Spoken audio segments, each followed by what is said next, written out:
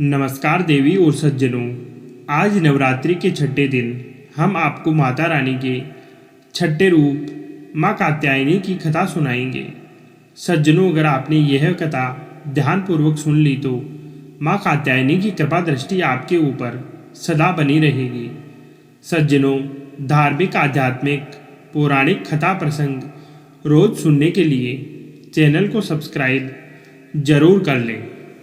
नवरात्रि का छठा दिन माँ कात्यायनी की उपासना का दिन होता है। इसके पूजन से अद्भुत शक्तियों का संचार होता है। वह दुश्मनों का संहार करने में ये सक्षम बनाती है। इसका ध्यान गोधूली बेला में करना होता है।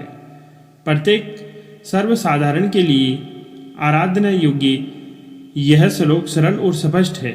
माँ जगदम्बे की भक्ति पाने के लिए इसे कंठस्थ याद कर नवरात्रि के छठे दिन इसका जाप करना चाहिए। या देवी सर्वभूतेषु शक्ति रूपेण संस्थिता नमस्तस्यै नमस्तस्यै नमस्तस्यै नमो नमः। इसमें बताया गया है, सर्वत्र विराजमान और शक्ति रूपिणी प्रसिद्ध अम्बे, आपको मेरा बार बार प्रणाम है, या मैं आपको बारंबार प्रणाम करता हूँ। माँ को जो सच्चे मन से याद करता है उसके रोग, शोक, संताप, भय आदि सर्वथा नष्ट हो जाते हैं। जन्म जन्मांतर के पापों को नष्ट करने के लिए माँ के शरणागत होकर उनकी पूजा उपासना के लिए तत्पर होना चाहिए। माता रानी का नाम कात्यायनी कैसे पड़ा, इसकी भी एक कथा है। कत नामक एक प्रसिद्ध महर्षि थे। उनके पुत्र ऋषि कात्य हुए। इन्हीं कात्य के गोत्र में विश्व प्रसिद्ध महर्षि कात्यायन उत्पन्न हुए थे। उन्होंने भगवती पारंबा की उपासना करते हुए बहुत वर्षों तक बड़ी कठिन तपस्या की थी। उनकी इच्छा थी कि माँ भगवती उनके घर पुत्री के रूप में जन्म ले। माँ भगवती ने उनकी यह प्रार्थना स्वीकार कर ली। कुछ समय पश्चात जब दानव महिषासुर का अत्याचार पृथ्वी पर बढ़ गया, तब भगवान ब्रह्मा, विष्णु, महेश तीनों ने अपने अपने तेज का अंश देकर महिषासुर के विनाश के लिए एक देवी को उत्पन्न किया। महर्षि कात्यायन ने सर्वप्रथम इनकी पूजा की। इसी कारण से यह कात्यायनी कहलाई। ऐसी भी कथा मिलती है कि यह महर्षि कात्यायन के वहाँ पुत्री रूप में उत्पन्न हुई थी।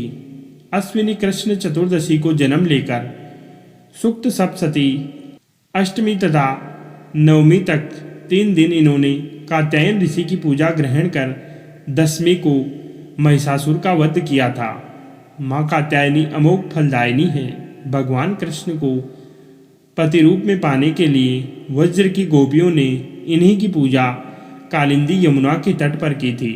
ये ब्रजमंडल की अधिष्ठात्री देवी के रूप में प्रतिष्ठित है। माँ कात्यायनी का स्वरूप अत्यंत चमकीला और भास्वर है। इनकी 4 भुजाएं हैं। माता रानी का दाहिना तरफ का ऊपर वाला हाथ अभय मुद्रा में तथा नीचे वाला वर मुद्रा में है। बाईं तरफ के ऊपर वाले हाथ में तलवार और नीचे वाले हाथ में कमल पुष्प सुशोभित है। इनका वाहन सिंह है। माँ कात्यायनी की भक्ति और उपासना द्वारा मनुष्य को बड़ी सरलता से धर्म, अर्थ, काम, मोक्ष चारों फलों की प्राप्ति हो जाती है। वह इस लोक में स्थित होकर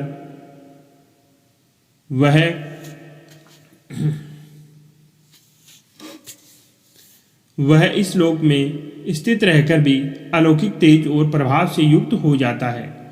बोली माता रानी की जय। बोली माँ कात्यायनी की जय।